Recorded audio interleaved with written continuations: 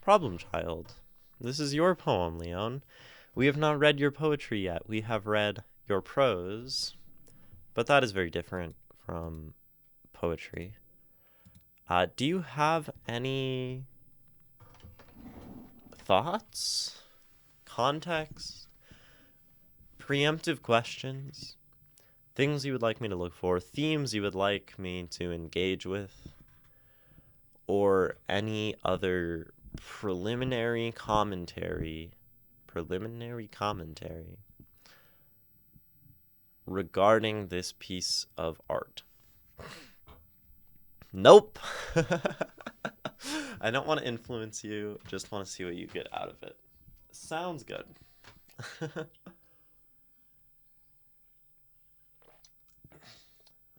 I will never stop trying to ask that question and trying to get a response. Problem Child by LeonNagol.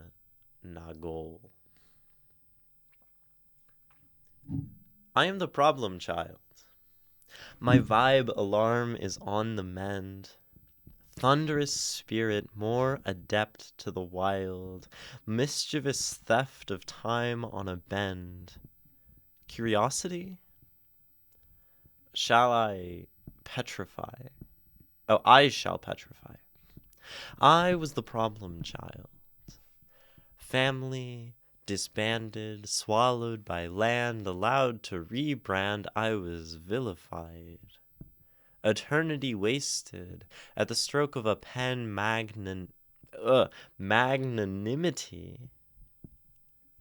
I am terrified.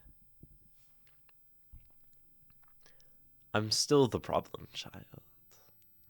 My will of shame expects no one. I'm all alone, I dream, a dame, I die, my kid, my kind is sad. Atone, the tears fall down, the wrinkles, love is gone. Turned dark and black, shoved back so far beyond. I am the problem child. But I am void. Death yet strong. Goodbye now, friend. I bet later I am just one right that needed wrong. Well, we were talking about musicality in poetry the other day as something to be considered and thought about and an approach to writing.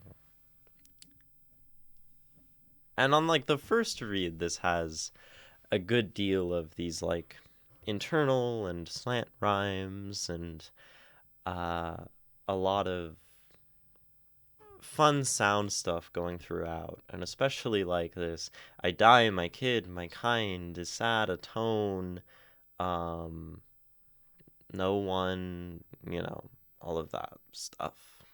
It's cool. Some alliteration, some rhymes, a lot going on.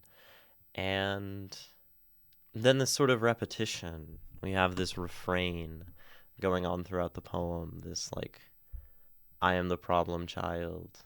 I was the problem child. I'm still the problem child. I am the problem child. So it kind of keeps bringing us back. It feels very... This poem rolls along. It's like a train.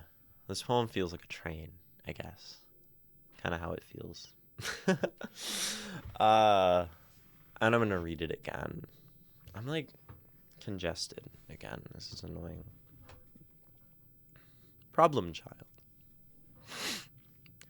I am the problem child. Okay, I need to drink water.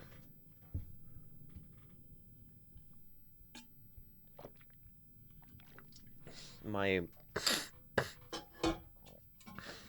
sinuses are not cooperating with my desire to read a poem right now. Hi, getting blood drawn.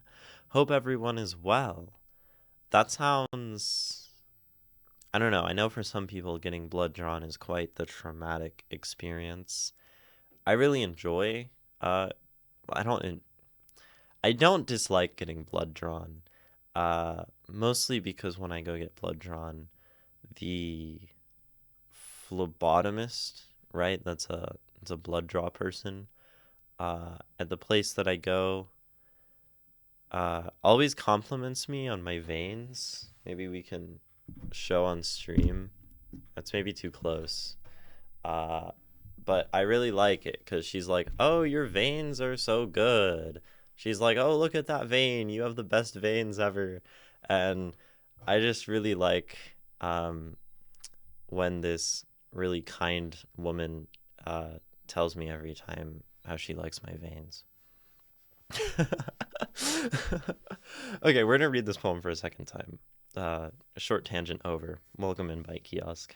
We're reading Leon's poem. I am the problem child. My vibe alarm is on the mend. Thunderous spirit, more adept to the wild, mischievous theft of time on a bend. Curiosity? I shall petrify. I was the problem child. Family disbanded, swallowed by land, allowed to rebrand. I was vilified, eternity wasted at the stroke of a pen. Magnanimity? I'm terrified. I'm still the problem child.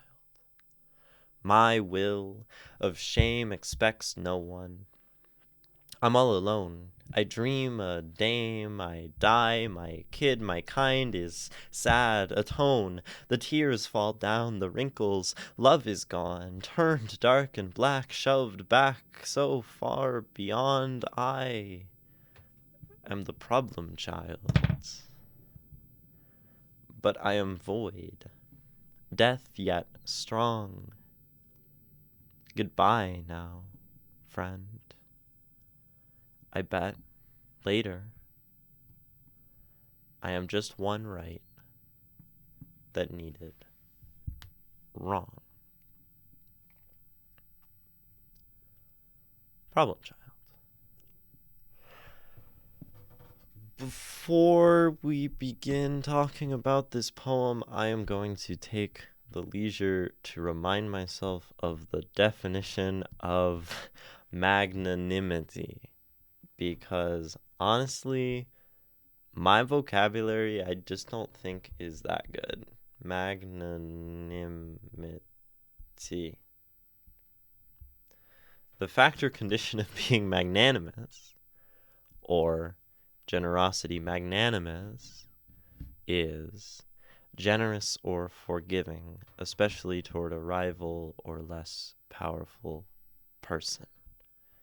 That is our definition. We can see that people liked using this word in 1800 and less so now. Generosity is what that means. Nothing wrong with looking up what a word means. So, I just want to talk about the sound first. I think it's the idea of something that is sparing you of something worse. Okay, to be spared.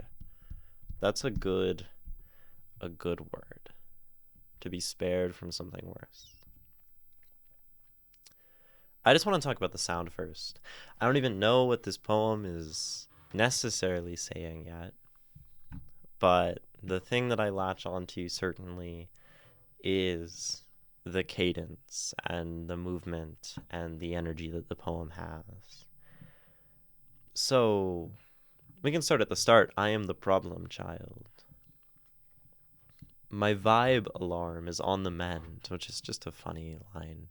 Thunderous spirit, more adept to the wild. So we have this, like, wild child, even vibe, child, wild.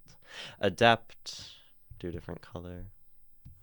Adept, mend, problem, if you want to say it that way. Alarm, mend, more, problem. We've got some like sound stuff happening here, and Mend, adept, bend. Petrify. So go with the other I things. I shall petrify even.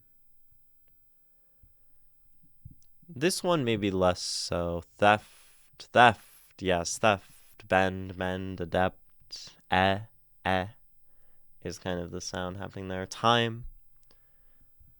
So it's pretty dense, just going back and forth between these two sort of sound things. I am the problem child. My vibe alarm is on the mend. Thunderous spirit, more adept to the wild, mischievous theft of time on a bend. Curiosity. I shall petrify. I This very much takes us into the next stanza nicely. Was the problem child. Family disbanded, swallowed by the land, allowed to rebrand, I was vilified.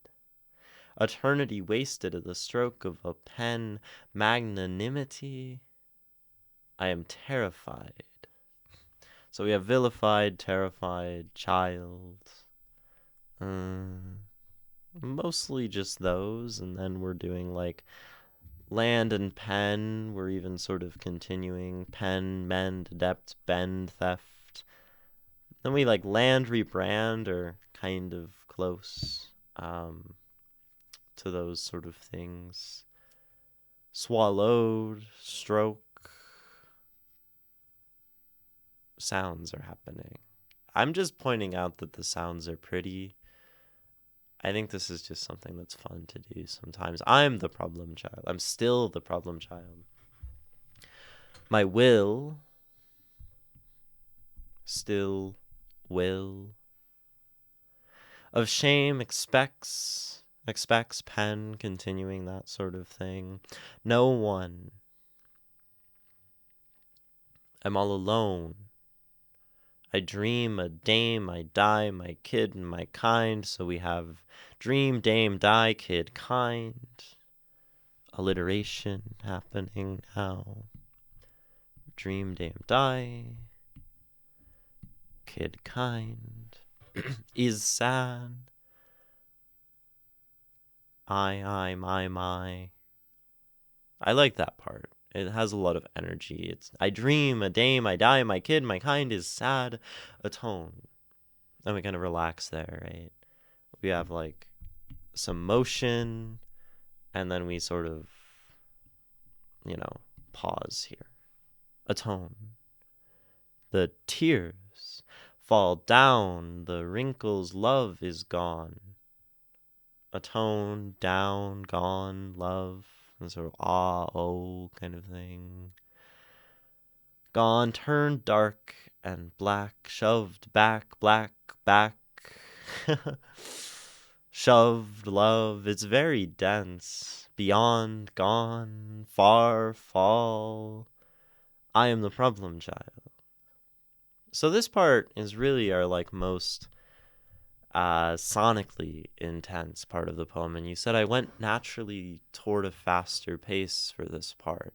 Yeah, and I think for me, alliteration and rhyme and these kinds of things, especially when they're dense, the effect tends to be one of speed and intensity when we have that sort of linguistic density.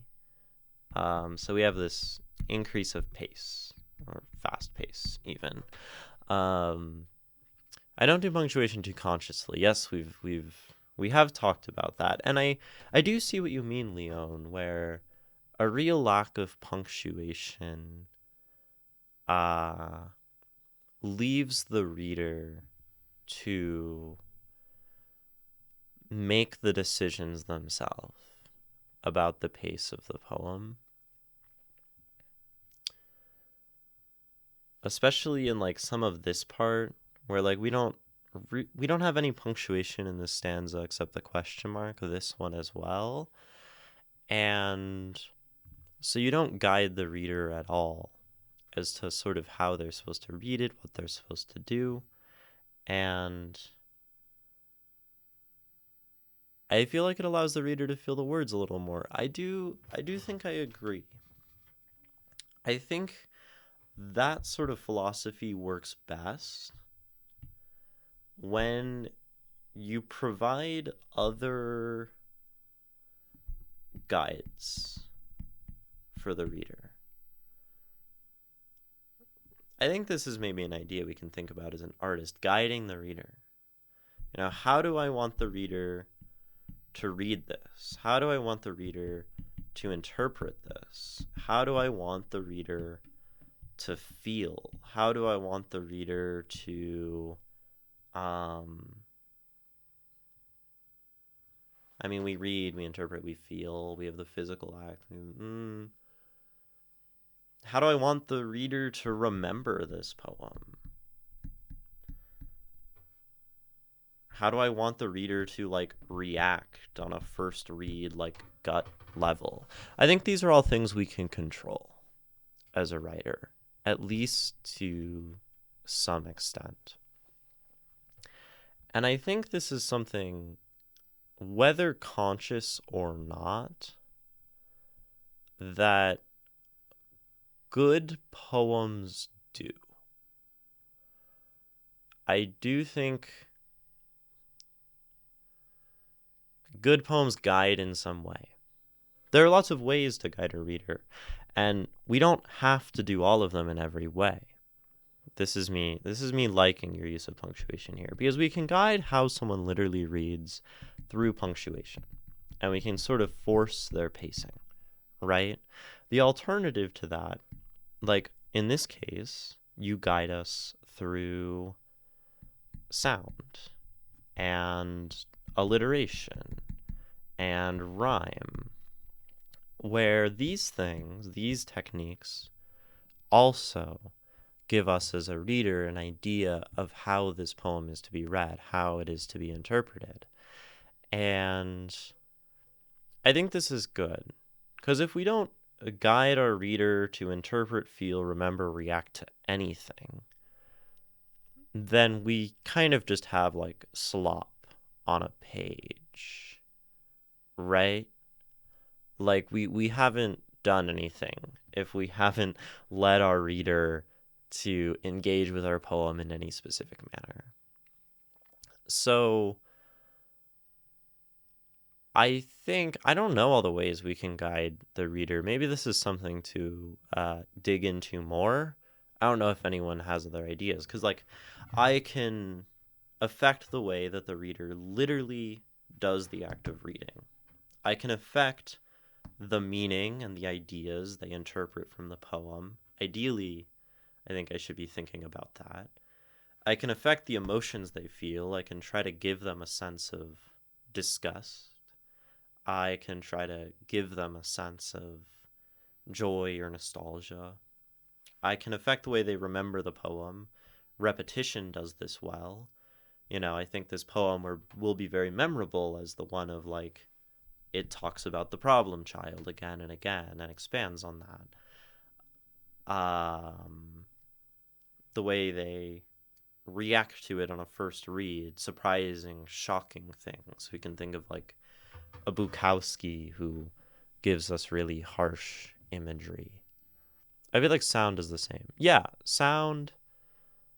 I think sound is a guide, right? All of the things we do in writing can be used to guide our reader to feel certain things. I don't know if this is a good way to think about writing, like if a framework of these are all the ways that someone can interface with the poem.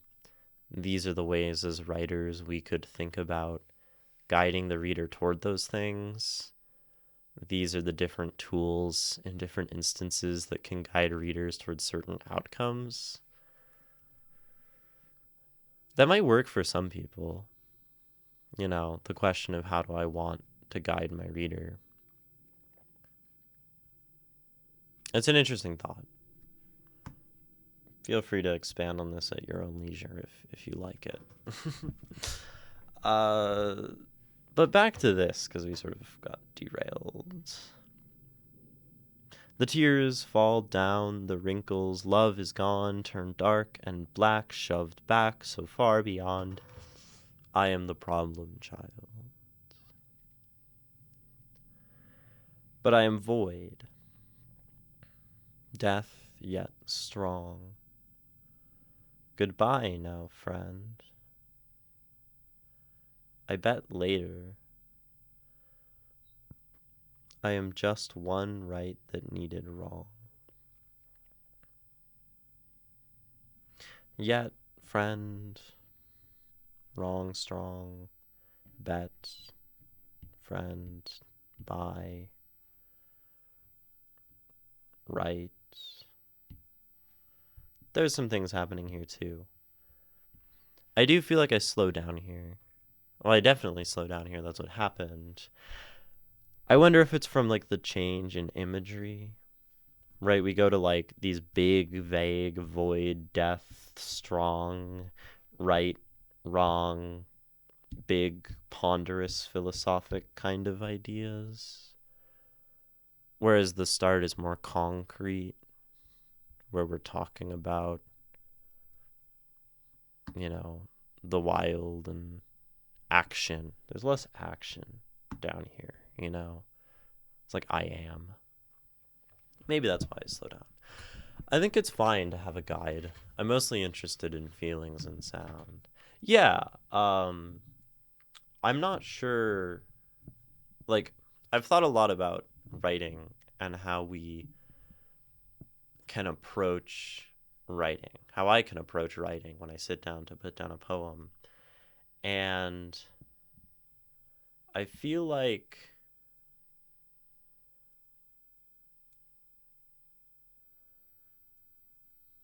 when I'm talking about writing, I think a lot about these kinds of things and like tools and ways that a writer can sit down and approach a poem. But that's not actually how I write. Like, I sit down and I just write, and it is, you know, mostly feelings, less sounds for me, sometimes sounds. It's just ideas. Very rarely do I ever defer to stuff like this in writing, but it is how I think about poetry on like the philosophic analytic level, which is odd. The first person I made read this one asked me if I needed help. I mean it I don't know. Like it ends with I mean, we have like I am void, death, goodbye now friend. But I mean I think like death yet strong gives us some indication of hope and forward thinking. Um, we have an implication of later. I don't know. It's not too bad to me. I've definitely read poems that more immediately made me feel like this person is like in a really bad spot and like a danger to themselves. You know, this one doesn't strike me as such, you know. And we have like things like being on the mend and being a thunderous spirit and this like mischievous feeling. We have like these more um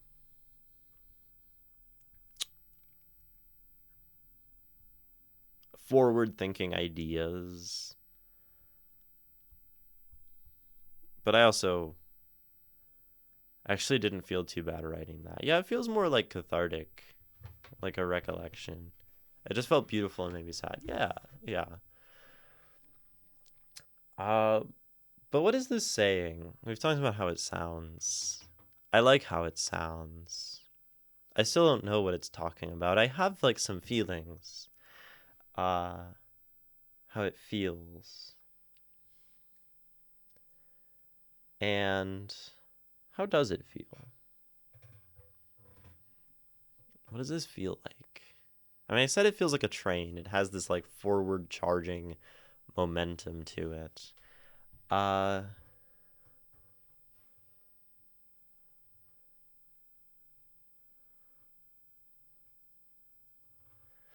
yeah, the ending is really curious.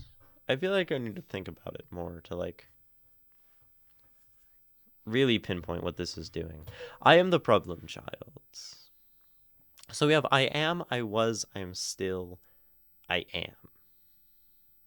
And this has a continuation that throughout various temporal periods that there is like this continuous factor of problem child, and it like has been, will be, and continues to be, right?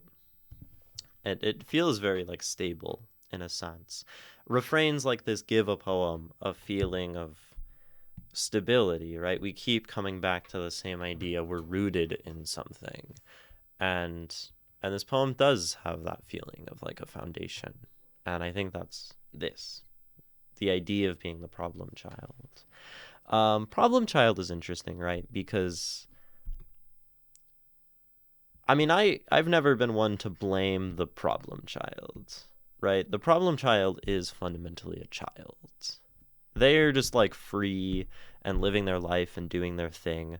They are a thunderous wild spirit that the world has not yet contained. Um, and I think this imagery of the problem child and this childish, mischievous, thunderous curiosity maybe is one of the things that helps this poem feel less hopeless. But there's a tension here. There's a tension between being a child and being called a problem. Like this thing preys on childishness, and childishness kind of spits in the face of a society that wants to contain it. The impulse to grow up, the impulse to have other people grow up. My vibe alarm is on the mend. I I love this line and I have no idea what it means. Like, quite honestly, my vibe alarm is on the mend. Like,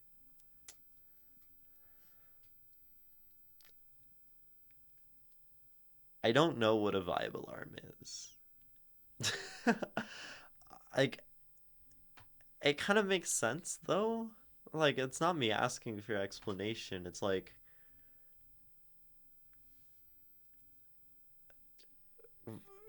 I don't know. I mean, like, vibe is such like a fundamentally like vague and beautiful word. Uh, Vibe is an extremely poetic word. This is something I will stand by. I really like vibe as a word. But my vibe alarm is on the mend. We're like healing in some way, right? On the mend. This thing is healing. It has been broken. A vibe alarm, an alarm in one's head that goes off in some instance of vibe. I mean, this has some feelings of like social cues and like being societally functional to get the vibe. To It's some kind of inability to connect, essentially. For you, it's about connection. I guess that makes sense. Like the ability to get the vibe, to know how to act, to be part of the thing. That makes sense. Um,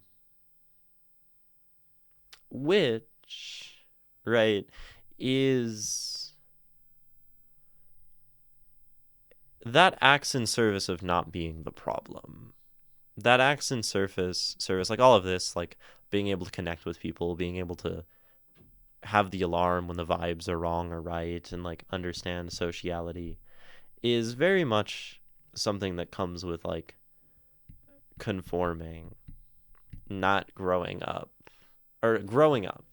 stopping being the problem child. So it makes sense, right? My viable arm is on the mend. I'm like learning how to stop being this obnoxious, problem creature. Thunderous spirit, more adept to the wild, mischievous theft of time on a bend, curiosity, I shall petrify. And maybe this makes sense. Curiosity I shall petrify. Curiosity is this childish thing. It is that which gets us into problems. It is that which kills the cat. And I will petrify feels very similar with being on the mend to,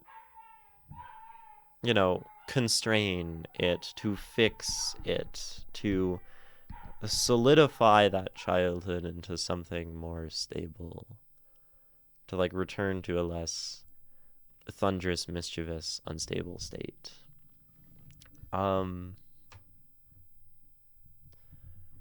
Is kind of the vibe I'm getting.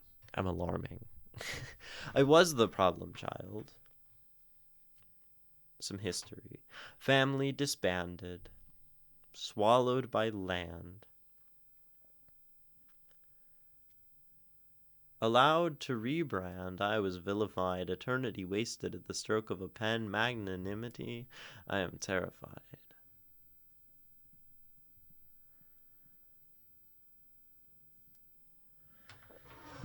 Family disbanded, swallowed by the land. Swallowed by the land certainly feels like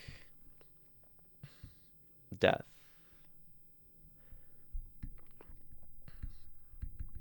Right? To be swallowed by the land is to be inhumed, to be put into the ground and dead. This could also have some connection to the wild, in which case when one is swallowed by the land, they are swallowed by a freedom, by a life. Sort of unclear, but if it's in regards to a family disbanded, in regards to something falling apart, a family not functioning, actually it would be more being far, so far. Grammar. Actually, it would be, okay. So far that the connection is swallowed by the connection itself. Yeah, like a metaphorical death of the people by losing the connection with them as the family disbands. This makes sense. Allowed to rebrand. That would be a chance to change, to do better. Allowed to rebrand. I was vilified.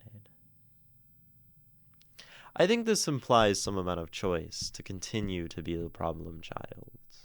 To still be, like, one could have stopped and didn't. I was vilified.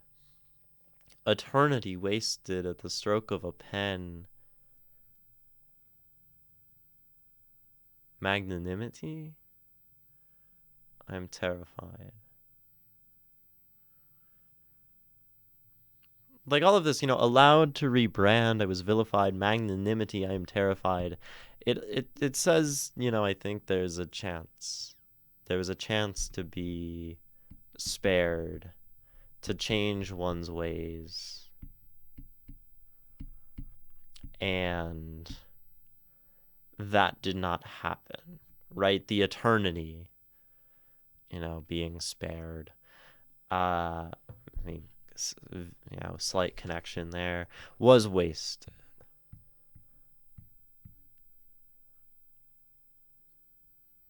At the stroke of a pen, maybe just with some easy and small gesture or something literal, maybe something legal if we're talking about family, potentially also writing, right? Writing as this problem child kind of activity where we do this thing that is very free and rebellious and pushes against what is accepted. Those all feel like options. Either way, there was a chance to reform and a chance to change, and I am still the problem child. We didn't do that. My will of shame expects no one.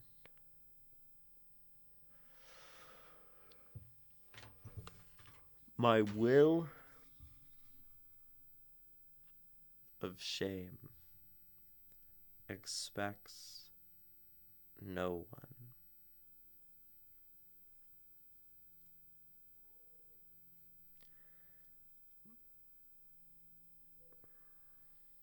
My will of shame. It's both writing, thus allowed to change, and also the stroke of a pen of divorce papers, as in the family disbanded. Oh, eternity wasted, eternity marriage until death, stroke of a pen, which is also a death. That's very clever. Uh, that's that's nice. That's really good. Um, yeah, I dig that a lot. But my will is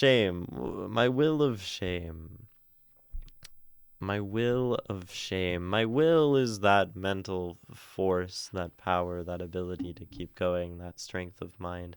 But to be of shame, like I would think that shame is not a very willful thing. We will ourselves past shame.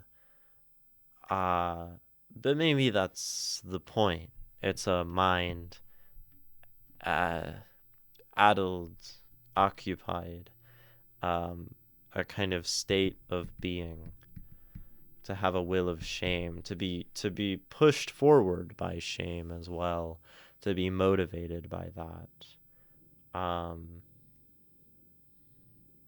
that makes sense, right? The problem child, the one who pushes against, would constantly be shamed for their actions and their way of existing, and so they probably are pushed and motivated both by shame and to maybe sometimes not feel shame, but then also to push against shame. And then it becomes this cycle of being shamed, and being shameful is something that is motivating or that drives one to become more of a problem and more of a disruptive kind of force. Expects no one. And that makes sense. It brings us back to a viable arm on the mend, an inability for social connection. It doesn't expect anyone to come to accept it, this mind, this thing that constantly pushes against, so it pushes people away. It also functions as to not expect of others, in the way that the problem child has much expected of them and pushes against. So it almost becomes this magnanimous, forgiving spirit, um, you know, thunderous and adept to the wild. um, I'm all alone. I dream a dame. A dame is like a woman, right? So that's just a dream of connection, of romance. A dame. A woman. Yeah. um, I dream a dame. I die. My kid, my kind. I'm all alone in this constant spirit of pushing against, this constant negation. Um, I dream a dame. I dream for romance, or to have someone to have this thing that was taken away. I die. I dream a dame, I die. And this could be that as I put myself into this other ideal existence, my present dies and I go live somewhere else in that sort of fantasy. Um, Dame would be the more romantic thing, almost like a medieval thing. Yeah, I do know it's archaic. Um, so it's this sort of like, right, like a knight would go save a dame, like that kind of thing. This very like storybook kind of vibe. I dream a dame, I die.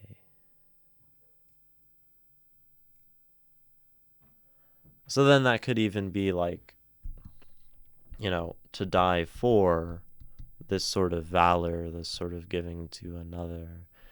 Um, or it could be to die in dreaming, where the ideal sort of takes the place of what is. Or that one is simply dreaming until death. And they dream and they dream and then they die because they don't ever get it and it can't be had. Something you can't really have. Yeah, something of a past time. I'm alone. I die. My kid, my kind. My kid, my kind. And that makes sense, right? My kid, if one has a kid, then they are one's kind if one is still a child. If one is still a problem child, then a kid is of that same kind.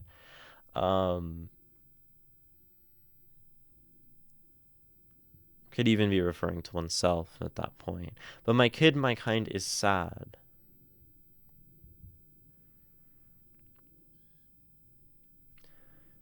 Which sort of feels like a return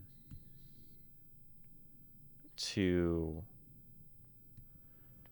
this before is a kid who is sad. A kid who is turning into the problem child, perhaps, is sad a tone. The tears fall down the wrinkles.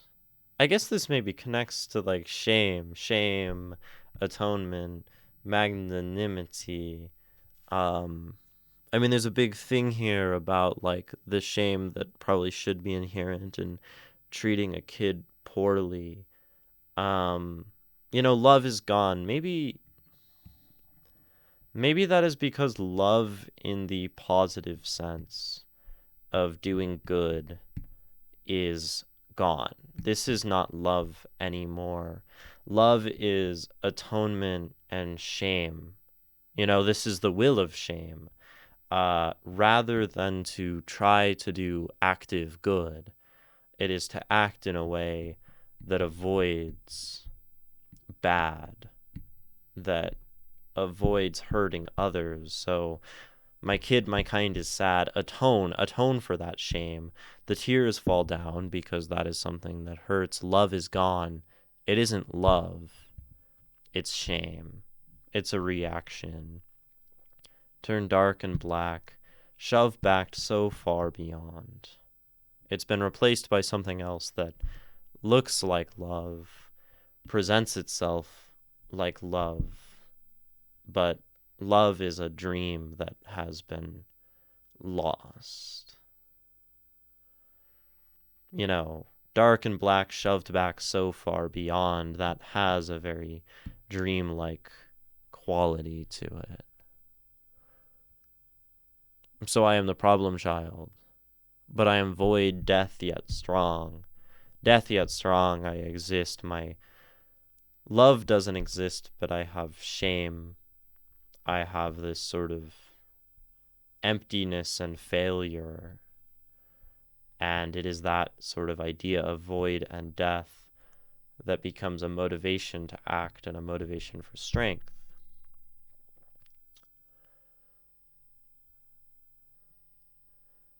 Maybe. Goodbye now, friend. is uh it definitely feels like a very sudden shift. Like the poem kind of departs here and goes in what feels like an entirely different direction that we haven't really used at all. Because we have I am this, me, my family, these things I relate to, my love, me, my kid, my I. And then it's like, friend,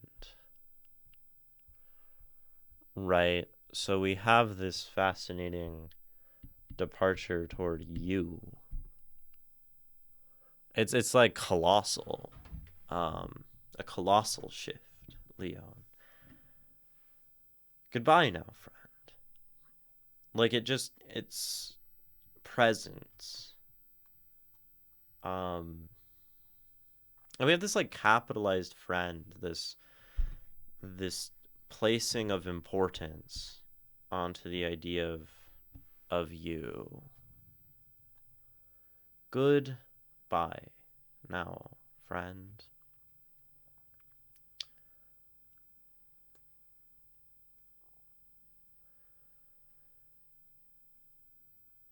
And maybe that is just the present iteration, just another instance of this habit to push people away out of shame.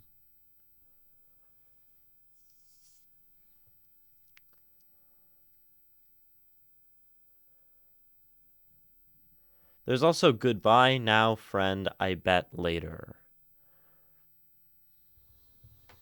Like, there's almost a question as to how we group these three lines and how we read them. Goodbye now, friend. I bet later I am just one right that needed wrong. So we have like, later I will be this thing. Or, goodbye now, friend, I bet later. As though the goodbye will happen probably in the future. Or there is goodbye now, friend, as a single statement. I bet later.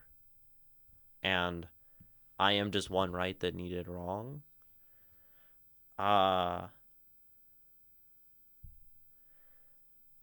Goodbye now, friend, I bet later. Sort of makes sense. We can also have like simultaneous groupings where they all work. Yes, I think later might have needed a dot at the end. I mean, maybe not. Maybe it's okay to just let this be a difficult puzzle at the end of the poem to parse what later is pointing to. But that one speaks to the inevitability of like, I have a friend now and I will leave them. I will in some way repeat this like problem child cycle of pushing people away and rebelling against what is to have what is not.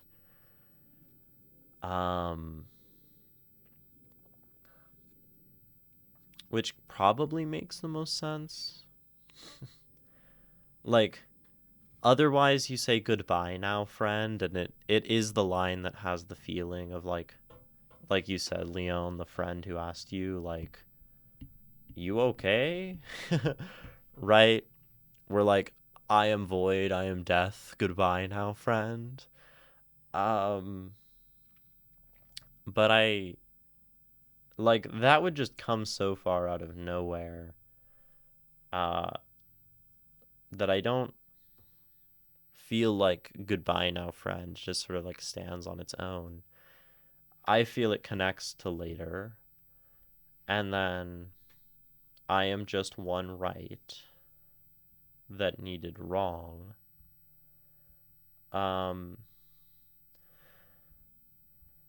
Maybe reflects back on the idea of the problem child.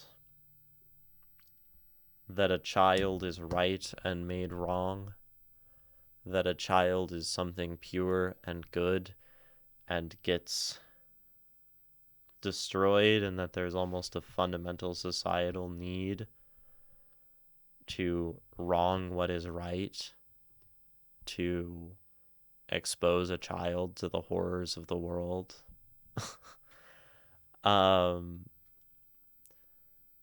which makes this poem end sort of sadly but positively, where it reflects on the fact that to be the problem child is a good thing because it is to remain childish, and it is the fundamental and constant wronging of society, the naming of things as problem that occurred to me, and then that deepest thing in there, that child is like the right. Yes, this is a very good analysis. Thank you. Um, which, yeah, I think beautiful and sad. Um, like a tragic reflection on the way that childishness and innocence gets drained away, and then that cycle is repeated upon the bringing of another child. And it's like the necessary evil of living in society. It's a poem about aging, too. Aging and not aging, right? I am the problem child. I was. Like, the things that remain. But then there are things that get lost.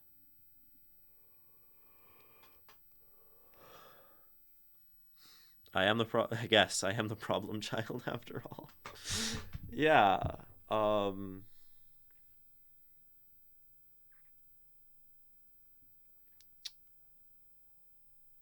yeah, that's sort of the feeling of the meaning of the words. Now, we talked about sound before, and you know, this part here is the most sonically intense. I am still the problem child. My will of shame expects no one. I'm all alone. I dream a dame. I die. My kid, my kind is sad. Atone. The tears will fall down. The wrinkles. Love is gone. Yeah, we do have wrinkles. We have like this aging that has occurred. Love is gone. Turned dark and black. I guess this could also just be the aging out of love. Like that love itself is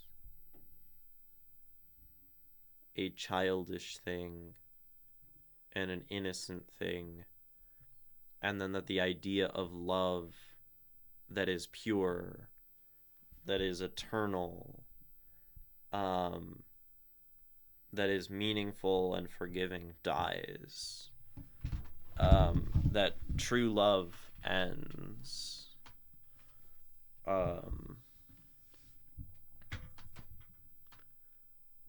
and then we're left picking up the pieces in age.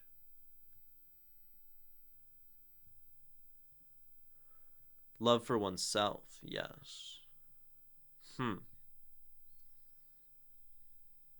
Love for oneself. I told you I only do sad. I mostly only do sad as well. um,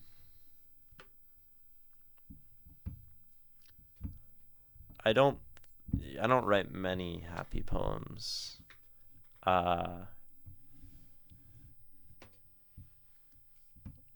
One of the first poems I ever read on a stage was a poem about. No, it was the first time I ever read my poetry at an open mic. I read a poem about how I couldn't write a happy poem.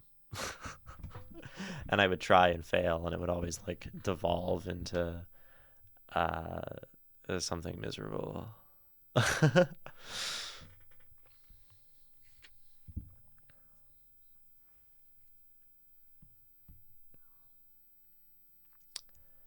Yeah, but love. Um, I mean, this part is very intense. It makes sense. This is like the whole thing. It's really like these are like exposition. These are an introduction to the idea. And then the poem happens here. And then we have conclusion. If we even divide the poem like here, right, we have like a line, 5 line, 5 line as like our introduction, conclusion, and then we have 1, 2, 3, 4, 5, 6, 7 lines. So we have this like larger body section of um, the meat of the poem, which also kind of blends into the conclusion as to say that it's not concluded and it still continues. There's something beautiful about the tragedy of aging, starting flamboyant and getting hit by all the life comets, ending up pretty much alone. Society has a way to break people, and you end up dying a meaninglessly death. Life, a meaningless death. Life is beautifully hard. Yeah. Um, I mean, that's right. I understand the human condition is being in the unfortunate position of being able to ascribe meaning to something meaningless. Like that's the fundamental tension of being a conscious being, and then the entirety of one's life pretty much exists in relation to that question. And the resolution of that question, I think, is the thing that determines the way that we live our lives. Whether we choose to ascribe meaning and stick with it and say, this is going to be the meaningful thing, we deny meaning, we accept meaninglessness so fundamentally that we try to end our life, you know? There's like the absurd direction. There's, everyone's, that's the question. That's the only question that matters. Which is maybe what Camus was saying at the start of the myth of Sisyphus. Yeah. I love that phrase, Leon, starting flamboyant and getting hit by all the life comets.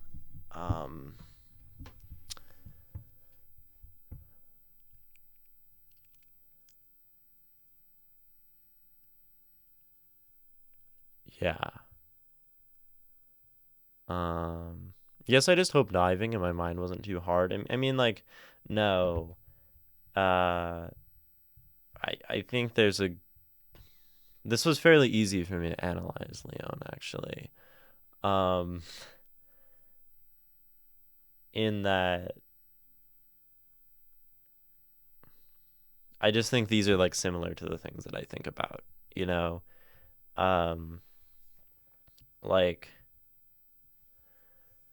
as I was reading this, I did have a feeling of like this is familiar, you know? I guess. And that's comfortable cuz that's nice. Cuz I can at least like uh there are some poems that like give a little bit of feeling to me of being like less alone in the way that I see the world, and I think like this poem is like nice in that way, you know. Like I don't know. It's always easier to dive into someone else's mind than my own, I guess. Yeah. um I don't know if I have much else to say here. Uh, I like this poem.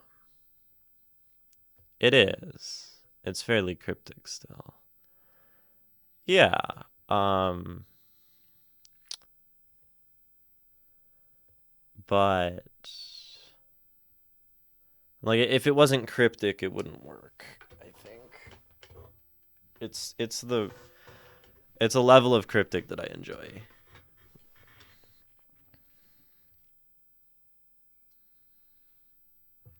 Yeah. Uh, do you have any other questions about this? Does anyone have thoughts on this? Anyone in chat want to say how much they love or hate this poem? Both are allowed. Both are encouraged. Um,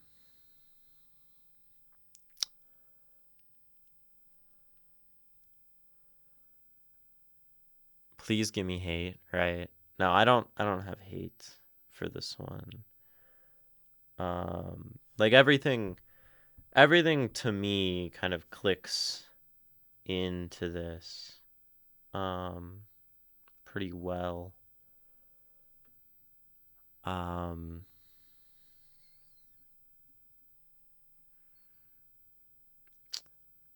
but maybe other people hate this poem. Seems like there's nothing else really. So I'll read it another time or two and then that'll be the conclusion of this little analysis here. Pretty straightforward one, I guess. Uh Quick. This one was quick. Sometimes these things sprawl out for 2.5 hours. This one was like 2 hours flat. 1 hour flat. 1 hour flat. It's pretty good. Here's a problem child. I am the problem child. My vibe alarm is on the mend. Thunderous spirit, more adept to the wild, mischievous theft of time. On a bend. Curiosity? I shall petrify. I was the problem child, family disbanded, swallowed by land, allowed to rebrand. I was vilified, eternity wasted at the stroke of a pen. Magnanimity? I am terrified. I am still the problem child. My will of shame expects no one. I'm all alone. I dream a dame, I die. My kid, my kind is sad. Atone. The tears fall down, the wrinkles. Love is gone, turned dark and black, shoved back so far beyond. I am the problem child. But I am void. Death yet strong. Goodbye now, friend, I bet later. I'm just one right that needed wrong.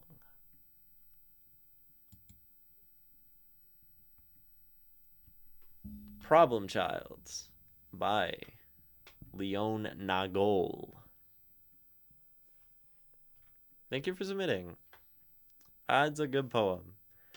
I enjoyed that. That was a good time. Ah, big fan. It was my pleasure. My first poem in like 25 years, maybe.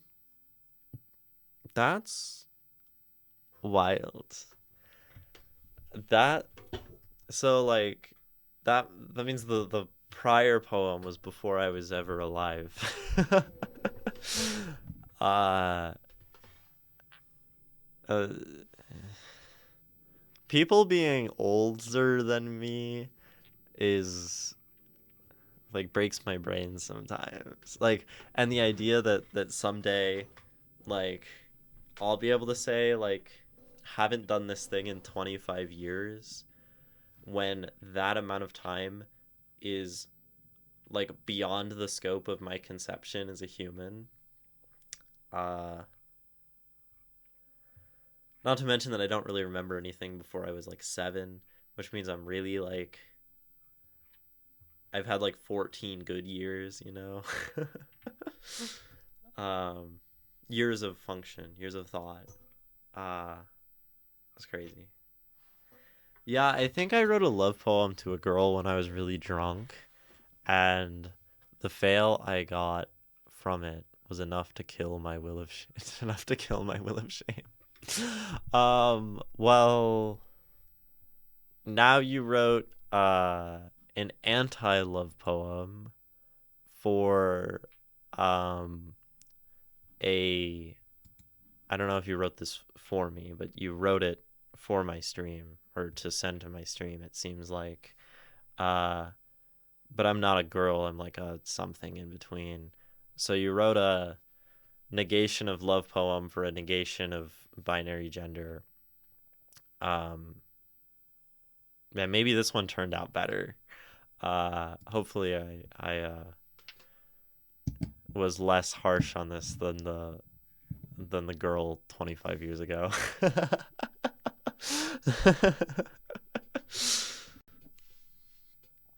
I like it. Well, this was for you, but it wasn't for you. Yeah, like I'm like it wasn't for me in like the for me uh way that right. So it wasn't for me, who's not a girl, and it's not a love poem. And by negating all of those things, you've managed to make a poem more effective than a love poem for a girl. So maybe this is the answer, that we should not be writing our poems uh, to win people's hearts. And that's a bad play. I enjoyed the analysis. You really smart. Uh, Thanks. um, Thank you. I have practice. I have honed a very niche and specific skill of reading poems. I think someone should hire me as like their poetry editor for like some big high caliber poetry magazine. Maybe Poetry Magazine should hire me as their uh, a chief editor because I read poems so good or something.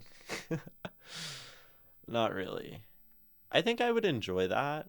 Like there are people who get paid, right, to read a bunch of poems and decide which one is the best. And um